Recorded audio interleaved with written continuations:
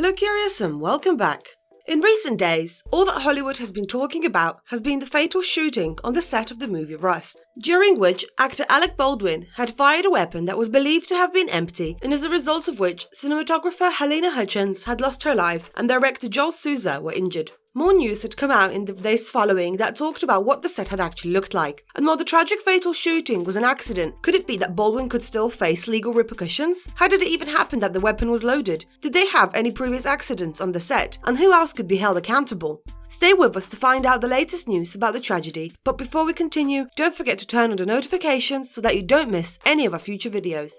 The tragedy that the world's media has been talking about for several days has been centered around the passing of cinematographer Halyna Hutchins and the actor Alec Baldwin. You may recognize the actor from such productions as 30 Rock, The Hunt for Red October, Blue Jasmine, and The Cooler. Most recently, the actor had also parodied Donald Trump on SNL. Since the accident, everyone has been trying to figure out who was to blame and if this all could have been avoided. Despite the fact that Alec Baldwin has been cooperating with Santa Fe police and that he has not been named as a person of interest, could it be that he could still face charges? David Ring, an LA trial attorney, spoke with People about whether Baldwin could still face charges for being the one to pull the trigger. He said that based on what he knows, Alec is not the focus of any criminal case because someone else had handed the weapon to him. Ring went on to add that there's a chance that the authorities could say that since it's a dangerous operation, whoever is in charge, which includes the producers, who in this film is Baldwin, could be named in a wrongful death lawsuit. The production company could also be in trouble as it happened on their watch. Commenting on their investigation in a press conference, officers had said that no one has been ruled out.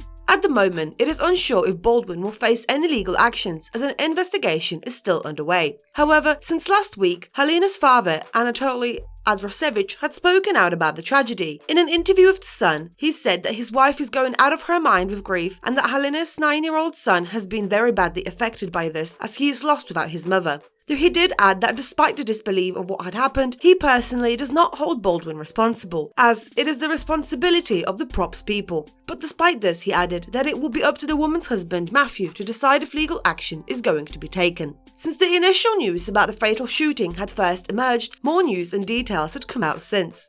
As the LA Times had reported, the tragedy took place in the afternoon of October 21st when they were filming a gunfight scene that began in a church. A few moments prior to the accident, Alec was preparing to film a scene in which he pulls out the weapon out of its holster, according to a source close to the production. It was reported that Dave Halls, the assistant director that passed him the weapon, had already shouted "cold gun," which is lingo for the fact that the weapon is empty and that there is nothing in it, not even blanks. But according to court documents, he had also told investigators that he failed to check all rounds in the weapon before passing it over. As reports later came out, it was revealed that Halls had previously been fired from another movie set for weapon safety violations, which had raised more questions about the production crew of Rust. It had also been reported that police had found bullets that had not been stored properly in labelled boxes, but in a bag, though it is not known whether that was live ammo or blanks.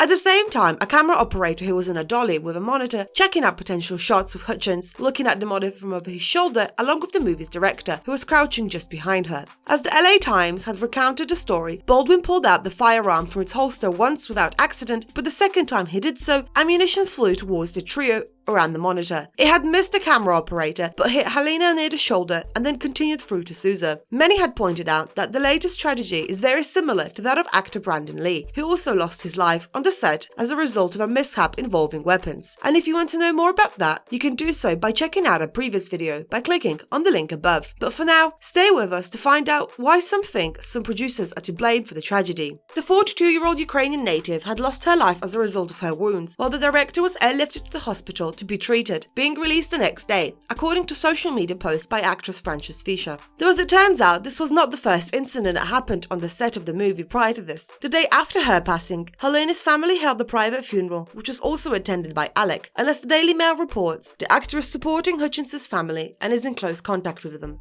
As the Times reported, Baldwin's stunt double for the movie had previously accidentally fired 2 rounds after also being told the weapon was cold at the time. 2 crew members had witnessed that happen. One of them spoke of the publication and said, "There should have been an investigation into what happened. There were no safety meetings. There was no assurance that it wouldn't happen again. All they wanted to do was rush.